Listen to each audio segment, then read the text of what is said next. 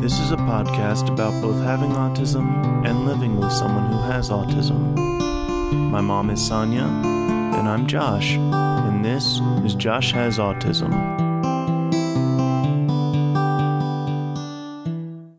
Hey everybody! Hey! Thanks for stopping by and hanging out with us again. Yeah. Yep. Hope you're having a great day so far. Josh. Yes? I want to talk about something different today than we've been talking about so far. Okay. And the reason is because a lot of time it feels like we focus on some things that could be perceived as negative. The heavy stuff. The heavy stuff, yeah. Yeah. Okay. And while I think it's been important, and based on the feedback that we get, I think it's a good thing that we've done that. Oh, absolutely. But I really want to talk today about the positive. The good stuff. The good stuff. Yeah. The good stuff. Because people on the autism spectrum are pretty amazing. And just like we've said before, as the saying goes, if you've met one person with autism, you've met one person with autism. There's some pretty, always exceptions. Yes. But there's some across-the-board characteristics that I've found that of the people that I've met that are on the spectrum, they all kind of have this stuff, a few things in common anyway, that I want to talk about today. Okay. And you're included on that. That's because I'm awesome. That's because you're awesome. Yeah. And so I just want to talk about some of those today. And point those out and see how you feel about them and how you experience life from the point of view that you have. I can talk about how I observe it with you and others that I know, but I'm not as grand and I'm not as pure. so I can only observe it. Okay, are you sure you're not trying to butter me up because it's my birthday coming up soon? Nah, I already got you taken care of. Yeah, I already got you taken care of.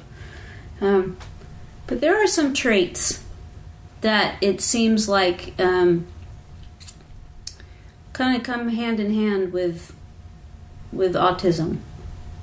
And one of those things is that people on the spectrum, they rarely lie. Yeah. And, I don't know, you're just like, yeah. And my guess is that that's the way that a lot of the stuff I'm going to bring up today, it's going to be your response. Kind of like, duh. Yeah. Or not so much a duh, but of course. Yeah. Because it's just who you are. I can tell you right now that for the most part, we don't lie at all. We might leave things out, which I think is called a lie of omission? Yeah. But it's not that often we actually lie. I agree with that completely. And there's been times where I've been frustrated, and my take was that you didn't tell the truth. And yet when we talk it out, it becomes pretty clear that you didn't know that particular aspect of the situation is important to talk about. Right. So a lot of times it was my expectation of the information that I should get, not so much that you intentionally left something out. Right. And I guess I'm just really thinking about life with you, and if that's been an issue, and I just don't, that's the way it is, that lying has not been an issue with you. Right. You can get in a conversation, you can get stuck sometimes into not knowing what needs to be said, because a lot of times in our conversations you'll say, I'm not sure what I'm supposed to say. Other times you'll go, is this a conversation that needs me to talk now? Yeah. You'll ask those questions because... Which is something else that I've learned to do. Which is what? ask those questions. Oh, right. And it makes it a heck of a lot easier if I know if I'm not sure that I know that I can ask. Right. It makes it a heck of a lot easier, because then I will ask, and for the most part, things work out well because of it. Right. And I think the frustration comes in that other people have expectations of how conversations should go. And it takes me then to another point that I want to make, which is one that you live in the moment. Yeah. And because you live in the moment, you're not dragging all kinds of old stuff up to hash out like it can be the tendency sometimes. That's not a good practice anyway, but you are on the other side of that completely, which is that if it's not relevant to this conversation, you don't bring it up. Yeah. Unless it's something that makes sense. It triggers a memory. Yeah, right. Makes sense in the flow of the conversation. Right. Even then, sometimes it doesn't make sense to your mind. To my mind. Correct.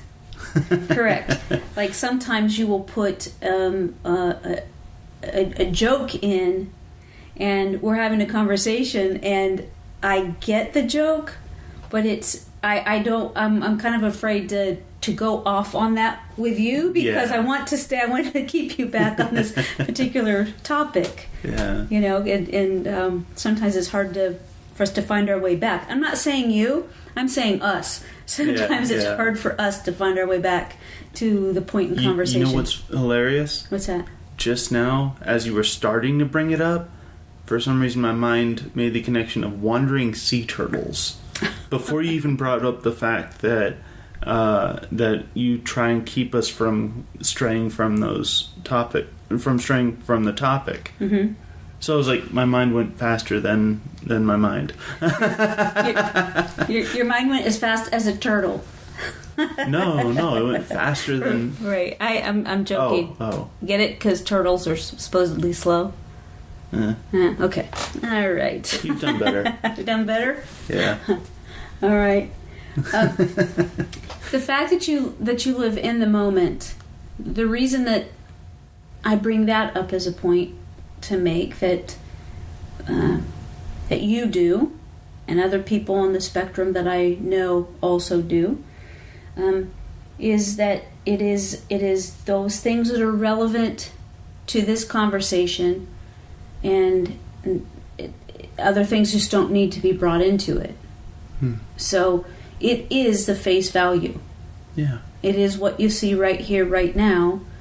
And I think that there's a purity to that, because things don't get all mashed up all together and confusing, and it is what it is. Oh yeah. I was gonna say that sounds like just every day, but then you brought up that you brought up that it's in the moment. I'm like, oh yeah, right, because that's what we were talking about. Right. I think it right, and I think it came up before when we were talking about you meeting people, and about how what's important to you when you meet people is that experience that you're having with them. So you don't need a whole bunch of background information about them, because you're having experience with them right then, and that's what matters to you. Right. And I'm a pretty good judge of character. I think so. Yeah. I think so. You've done a lot of work on that. We made sure that that's the kind of stuff that was brought up through the years in therapy, and to get you to see that, which was a hard lesson for you, which was very difficult for you to understand that not all people are meaning what they say with their words. Right. So that was something that an awful lot of time was spent on, getting you to understand that, which is a very, very strange and difficult thing to teach you. essentially, I just didn't want it to be like, some people are jerks. Some people or have bad motives. Mm-hmm. But the fact that you took everything at face value and you experienced that conversation for the words that were being said could sometimes get you in situations that you needed help to get out of, and nothing horrible.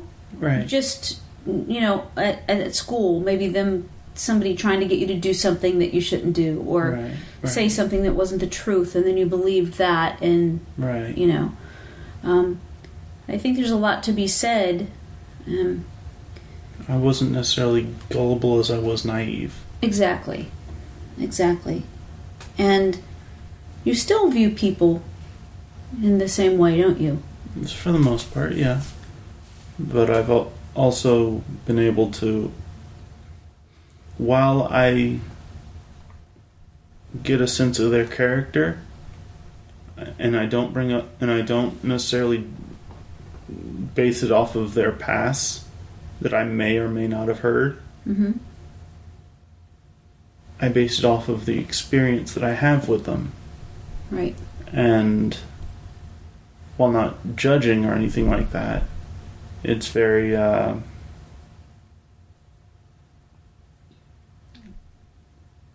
have they reacted in front of me? How they acted and reacted in front of me. Right. Mm-hmm. Yeah.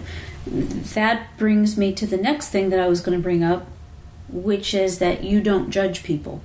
No, not at all. So the thing that the part of this that I think is pretty amazing is that you just look at people as for what they have, what they bring with them, again, right here in this moment, but you don't judge anybody by the perception, anyway, is just lost on you, whether or not they've got money or they don't have money. You don't care. Right. Whether somebody is male or female, or young or old, the color of their skin, the way that they speak. Yeah. If anything and everything across the board. Yeah. That is not something that you have. I have never seen you once make fun of anyone. I've never heard you judge anyone. And when you describe somebody, as a matter of fact, it's hard sometimes to get you, when you've described someone that you, especially when you were in school, mm-hmm. and I was trying to place who it was you were talking about, it would be really hard to figure that out based on what you were saying, because you didn't see necessarily their exterior. Right. You were going off of the conversation or the experience, and not what they look like. Right. So I could ask you something about them, and you might not remember that. Right. At the same time, you can recall the exact experience, the exact surroundings, down to the most minute nuances that I don't think I would ever pick up on. Ever. It's like one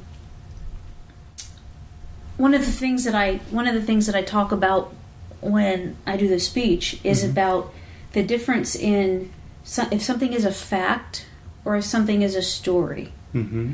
And the reason I think that's important is because here's the difference in, I'll just say you and me. Mm-hmm. If somebody walks into the room and they look around and they leave, my mind might be going to, who was that? What were they doing? What were they looking for? Why are they in your house? Did they That should have been the first question.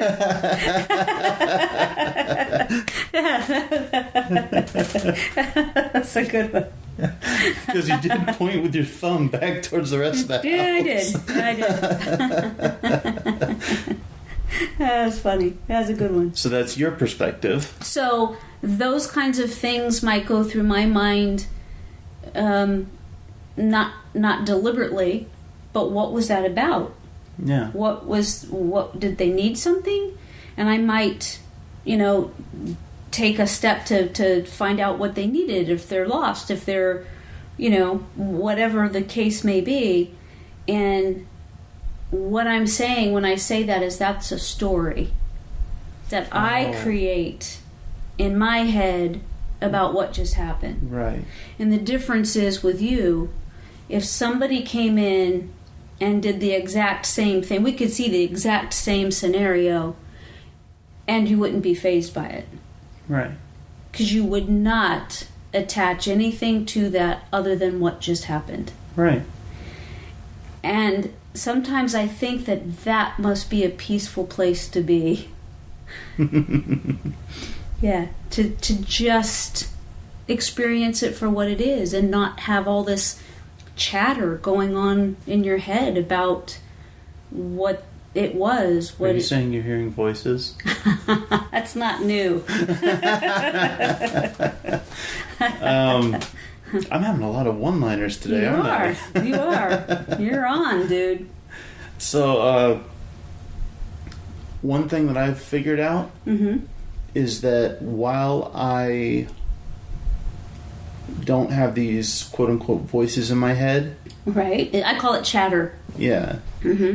Not like schizophrenia or whatever it is, but... Sure, which is it's a valid diagnosis, and people deal with that, but that's not what we're talking about today. Right. What I mean to say is that while I don't necessarily have that chatter in my head, those questions as to what were they doing, what were they looking for, I'm happy that they don't, that I don't hear that or think that, because I already have enough things going through my mind. I do not need more. Yes, I understand. Because we've talked before about all of the stuff that goes on inside of you in order to just function throughout a day. Right. So from the time you leave the room, that's a... I mean, you've spoken before where I could be in trouble with something. I leave the room, walk back in like nothing happened. Oh my gosh, yes. That took a long time for me to figure out. Oh my gosh, that made me bonkers. Bonkers, because how could we're in the middle of talking about something that's serious, it can be elevated, it can be upset, and you go to get a drink and come back and it's like nothing, we were not even having a conversation. Yeah. So yes. Not so much that I didn't remember the conversation as it is it just didn't bother me anymore because I took a step away from it. It's not so much that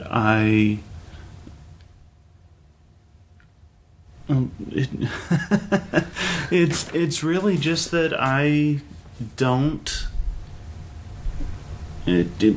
consider I live in the moment. That's the best I can say. Right. Is that exactly. I live in the moment, and going out and getting a drink, like you said, and coming back in is enough for me to refresh myself. Right. Sometimes. And it just makes it so that I can start over, so to speak. Right. And that just to me seems like an amazing quality, because other people, I mean, I don't have that ability, and I think that how nice it would be to just be able to let something go the way that you let something go. And even though I'm on the other side and I get frustrated with it sometimes, it's just such an amazing quality to be able to do that and just be able to move on. And not get stuck in something that, you know, that you let something go. And even though I'm on the other side and I get frustrated with it sometimes, it's just such an amazing quality to be able to do that and just be able to move on and not get stuck in something that, you know, that you let something go. And even though I'm on the other side and I get frustrated with it sometimes, it's just such an amazing quality to be able to do that and just be able to move on and not get stuck in something that, is not necessary to be stuck in. So, right. I think you've got it right. So it's just something that can be learned from, that you set this amazing example. What else do you have to praise me with? That you don't get stuck in expectations that society puts on us as a whole. So like social expectations. Oh, those. Yeah. Yeah, whatever. I say that kind of flippantly, but really, I don't care too much what other people think that I don't know.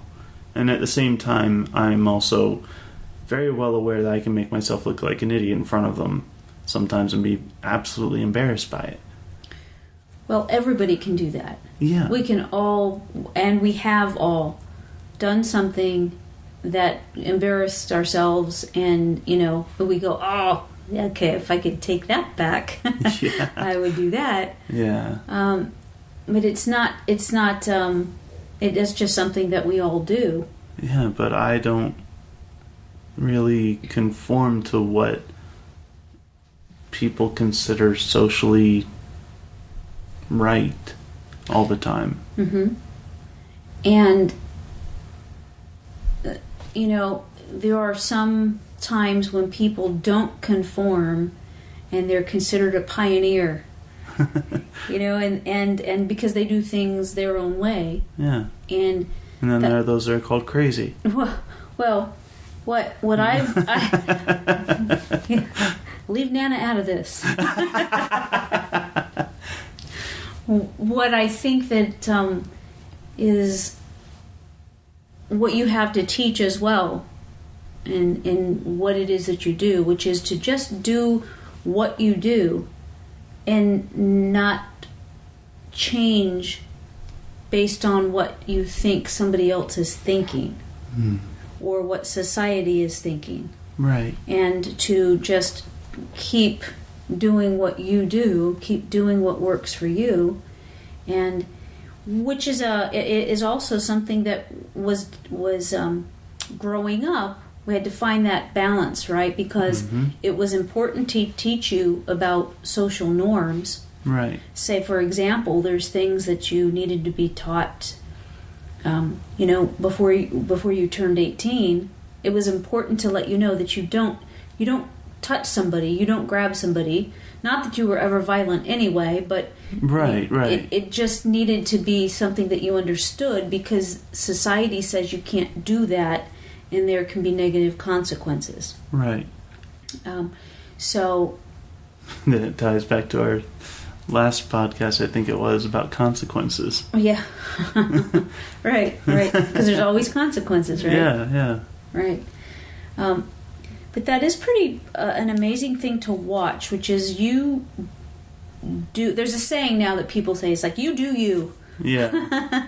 And every time I hear that, I think about you, because like society now, this phrase, you do you, and I think of you, which is like, of course. What else would it be? Yeah. Yeah. I actually have an example of it. Good. Whenever I was in high school, there were all these different cliques. Or is it cliques or cliques or what? Cliques. Cliques. Okay. There was the preppy kids. There was the jocks. There was the nerds. There was the emos. There was all those. And I didn't care. Right. I went amongst all of them, and they all accepted me like that. Some of them were bullies. Yes. But you can find them anywhere. Right. And I think that wasn't always the case. Right. And there was a major shift that happened, that just took hold. In that you were mocked, and you were teased, and you were physically mistreated. When you talk about that they would throw basketballs at your face and various other things that they would do. And that was a period of time, and you still did that was a difficult time. But even though that was going on around you, you still did what you do. Mm-hmm. And kids were young and they were immature, and some of them were bullies. Yeah. And so they acted out. And then as you got older, by the time you were in high school, things really, really changed, because you could tell that people respected you for who you are. Yeah. And the bullying pretty much stopped. Yeah. There was still a couple, but yeah. But there was an understanding of who you are, and what you were about, and things. Like I've said this before, this when you were young, for a doctor to say that you would never have friends, that's the one said that. That one. Yeah, I thought that one that got fired. Yeah. Yeah, he wanted to tell me about the things that you couldn't do, so he was fired. Yeah. And we went and I found a doctor that wanted to talk to me about the things that you could do. Yeah.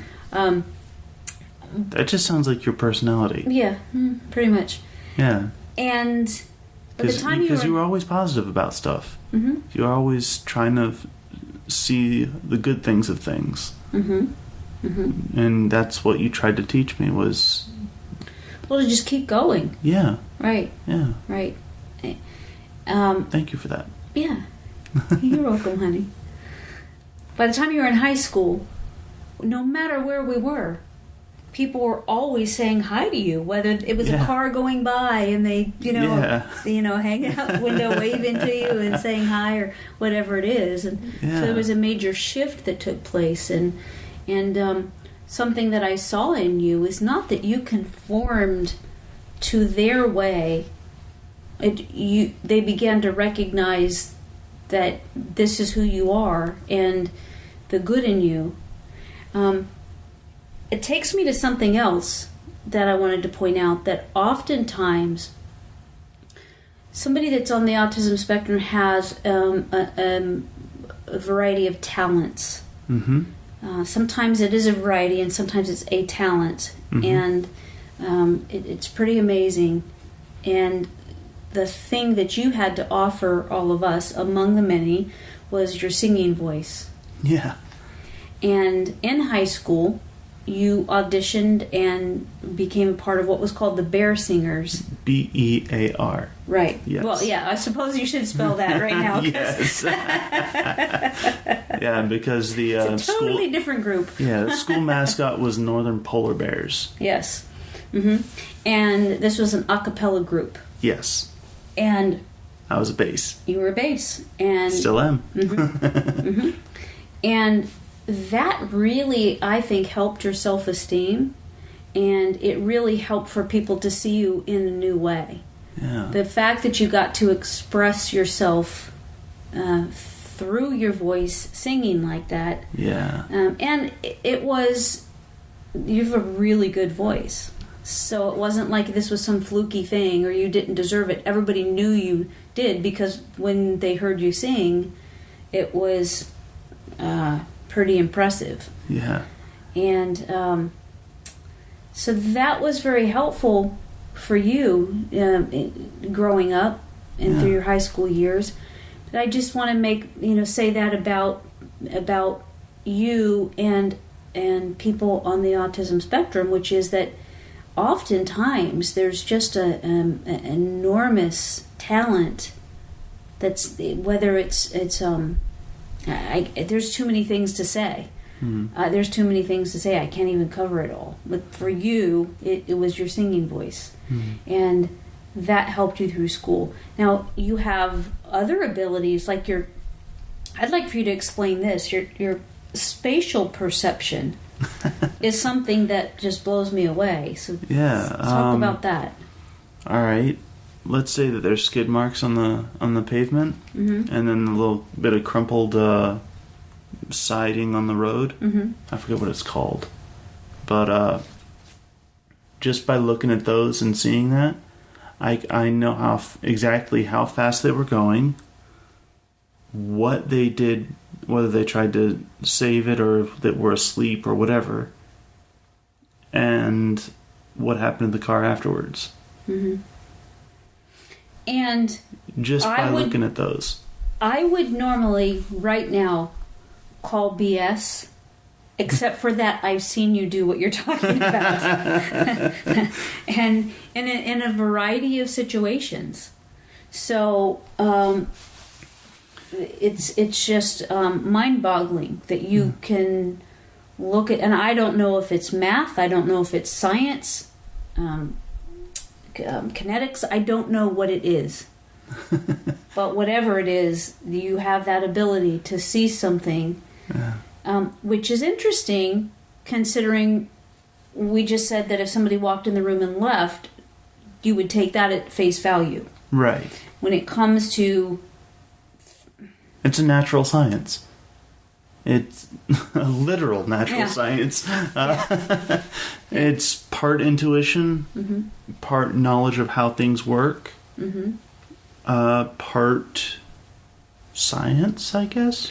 Right. And I think that people that have studied could do what you just talked about. People that do that for a living, people that have been trained to do that. Right. But I mean, like, even, you know those wind tunnel things? Mm-hmm. Where they do the aerodynamics of things? Mm-hmm. Before that would even be turned on, I can tell you exactly how it would work.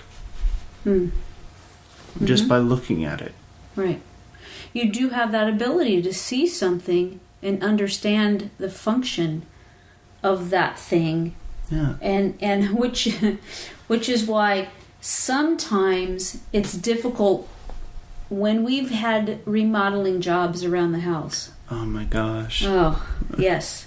Because it's really difficult when you're already steps ahead of us, mm-hmm. and it becomes difficult to work together because you're insisting on doing it a certain way because of something that you foresee. Mm-hmm. Yet we're like, but that can't happen because of this. Yeah. And you're like, yes, it can because of this. And we're like, okay, no, look at what we're showing you. This has to be done. Yeah. And you're like, okay, I get it. Yeah. And it's not that you're wrong, it's that... I'm so many steps ahead. Exactly. That we have to... And it's so frustrating. Yeah. So frustrating. Because... yeah. Yes. It needs to be done your way on certain issues like that because you see it, and if it's not your way, you get frustrated. And when you get frustrated like that, sometimes you feel overwhelmed. Yeah. And then those issues that you have that cause problems when we talk about the chatter in our heads, and that's when your issues kind of jump up. Yeah. Yeah.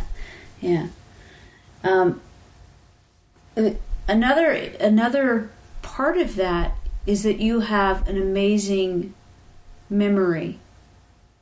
I remember random things. Yes, long-term things, random things. Yeah. And not... The executive functioning falls in a different category of remembering. Mm-hmm. And because that's your daily activity right here, right now. Mm-hmm. And that's when we talked about how when you put it into patterns, it's easier for you to remember to do something, and your life is more productive when you put it in patterns. Yeah. If it's left to you just remembering, it usually doesn't happen. Right. But facts and, facts, situations, those are things that you remember. Situations, you might not remember the nuances of social interaction, but you're going to remember the exact location, where something was placed, what color it was. Yeah. You know, you might not remember what color somebody's eyes were, but you're going to remember what color the room was. Yeah. Or something... What color their shirt was, but not necessarily them physically. Right. Yeah. Mm-hmm. Yeah. So that's pretty amazing. Yeah. since we're talking about the social relationships, one of the things that I appreciate so much about you is that you mean what you say. So there's not I don't know how else to say it other than if it's head games or mind games. I don't even know if you know what I'm talking about because you don't partake. So, sometimes people will tell you one thing when their intention is really something other than what the words that they're using, and they will try to take advantage. I understand the concept. Don't adhere to it at all. No, it doesn't even occur to you. Nope. All right. So that when you were younger, again, I didn't. That was something that I had to learn about you because it would seem that you were being difficult at times by not. How would I say it? That you were always at face value. You said what you meant, and it was my interpretation that needed to be adjusted. Yes. Yes. And so that's something that I had to learn in our relationship. You know what I mean? Yeah, it's like it's just that's the best way to put it. It was my deal. That wasn't your deal. That was my deal. So right. Yeah. What are you looking at? Battery's almost dead. Oh, battery's almost dead. I guess we better hurry then. Yeah. I guess along with the fact that you say what you mean, is that your agenda is out there for whomever wants to know what it is. Right. Even whenever I'm shopping for birthday presents or Christmas presents, I'm not subtle at all. I try to misdirect sometimes for those. I fail miserably. I tell you what, it's interesting to me because when we talk about you not the social interaction or the interpersonal relationships, how you might not recognize what color somebody's eyes are or whatever else. When it comes to buying gifts, you have this knack of understanding people and getting them things that are amazing. Yeah. Like anybody, people that know me know that I love our dogs. Yes. I love all dogs. I love all animals. Yes. I would love to have a little pig. I'd love to have a goat. Love to have a cow. I'd love you name it, a cat. If you got any of those things, we would be having a cow. Right. Well, so what you've done is you got a throw blanket with Dusty's picture on it. That has a picture of our first dog on it. Yeah. You have coasters with the two that we have now. Yeah. So you tap into the things that people are interested in. Yeah. And it's not about the feeling. I think it's about you're aware of the fact that this is important to somebody. You pick up on what's important to them, and then you act on it with your gifts. And it's not just me; it's just everybody. Even from the fact that you bought hot sauce for Nana and Pappy for one another that was inappropriate, but it was their kind of inappropriate. Yes. You know what I mean? So you bought him a hot sauce that said something that was... It was Pappy's White Lightning. Right. Barbecue sauce. Yeah. And yes. And then hers was the one that what it said was I think it was woman scorned. A Woman Scorned. That's what it was, and it was hot sauce. And both were very funny, and but you got who they are. Yeah. You know, it was just really perfect. So you're able to do that. Yeah. Which is amazing. You worked on a sense of humor, which I think comes out in what we just talked about, those gifts. Yeah. You've worked really hard to develop your sense of humor and to understand what humor is about. Yeah. Yeah. And honestly, I use it a lot to try and lighten the moods for things. Sure. Right. And for sometimes comedic effect. Mm-hmm. But I think that one of the things that we'll end on here, because you said that the battery is about to go on here. Yeah. Is that the things that matter to you are not things of that have to do with wealth. It's not. There's this a saying that says those who have the most toys wins. That's not who you are. Right. It's not about gathering possessions. It's not about. It's the memories behind them. Mm-hmm. It's the stories behind them and the reason for having them. Mm-hmm. Right. Yeah. But it doesn't. You don't place value on just gathering possessions. Right. And your experience and the way that you are in the world is not materialistic. Right. It's about, like you just said, it's about the experience. Yeah. Yeah. I have more to talk to you about with this, but I understand that you're really concerned about this, so we can just, I guess this can be part 1. Yeah. Yes. Yeah. I just wanted to make sure, like I said in the beginning, we talk about things that are difficult, and I wanted to point out that there are some wonderful and amazing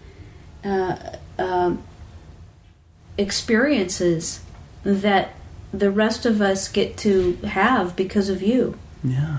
And because the way that you interact with us and with others, and it's just got this purity that it's you're a teacher. Yeah. You're a teacher. I try to be. Yeah. Yeah. I try and lead by example. Mm-hmm. Well, you're doing a great job. Thanks. Mm-hmm. All right. We're going to go? Yeah. All right. Thanks, everybody, for hanging out with us. We'll talk to you next time. Love you. Bye.